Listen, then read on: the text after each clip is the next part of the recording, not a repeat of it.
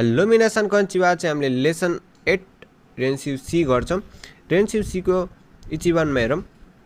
इचिबानको रेमा चाहिँ के भन्यो, ओगेन्की देश का भन्यो, सन्चै हुनुहुन्छ भन्यो। बीले के भन्छ, हाइगेन्की देश, हजुर सन्चै छु ठिक छ भन्यो। अब यसले के भन्छ फेरि, ओ सिगोत्तो वा दो देशका काम चाहिँ कस्तो छ र भन्यो। अनि बीले के भन्छ, सो देश ने ठिक छ नि, हिसुगासी देशका ओमोसिरोय देश भन्यो। बेस त छ तर के ह, इन्ट्रेस्टिङ छ अरे, चाखलाग्दो छ अरे। अब यो चाहिँ यहाँबाट चित्रबाट बनाएको, यो चाहिँ ए हो, यो चाहिँ बी हो, तपाईँको बुझ्नुभएको नि। अब यहाँ हेर्नुहोस्, फर्स्ट चित्रमा हेर्नु, काम गरिरहेको जस्तो देख्नुभयो कि हेर्नु त, लेखे जस्तो गरे, फोन उठाइरहेको हो, त्यो भनेको अफिसमा हुने हो, स्कुलमा त हुँदैन, बुझ्नुभयो नि।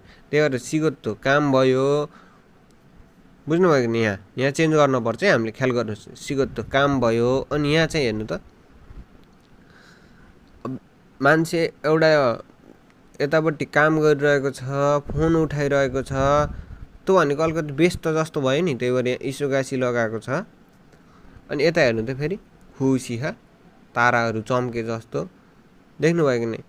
अब खुसी हुँदा तारा चम्केकै हुन्छ, धेरै उसमा छ पोस्टरहरूमा, हेर्नु त खुसी भयो जस्तो, त्यही भएर ओमोसिरोय देश लगाएको, बुझ्नुभयो नि। त्यही नि, अरू केही छैन। अब यहाँ हेरौँ, नबुझे अब यहाँबाट बुझिन्छ। इचिबानमा हेरौँ, इचिबानमा चाहिँ यो ए हो, यो बी हो। अब क्वेसन गर्नु पर्यो, यसले के भन्छ, ओगेन्की देश का भन्छ, बीले के भन्छ, हाइगेन्की देश भन्छ। अनि यसले के भन्छ हेर्नु त, यहाँ के छ, पढिरहेको छ। अब के पढेको, निहोङ्गो भाषा पढेको। अब निहोङ्गो वा दो देश का बनाउनुहोस्, निहोङ्गो वा दो देश का बनाउनुहोस्, बुझ्नुभयो कि नै। जापानिज भाषा चाहिँ कस्तो छ र भनेर बनाउनुहोस्, अथवा बेन्क्यो वा दो देश का, बुझ्नुभयो, बेन्क्यो वा दो देश का बनाए नि हुन्छ, तर निहोङ्गो वा दो देश का बनाउनुहोस्, राम्रो सुनिन्छ। बीले के भन्छ, सो देश ने ठिक छ नि। तर अब यहाँ हेर्नु त, के ह, दुखी जस्तो छ नि। अब दुखी जस्तो, अब गाह्रोलाई के भन्छ,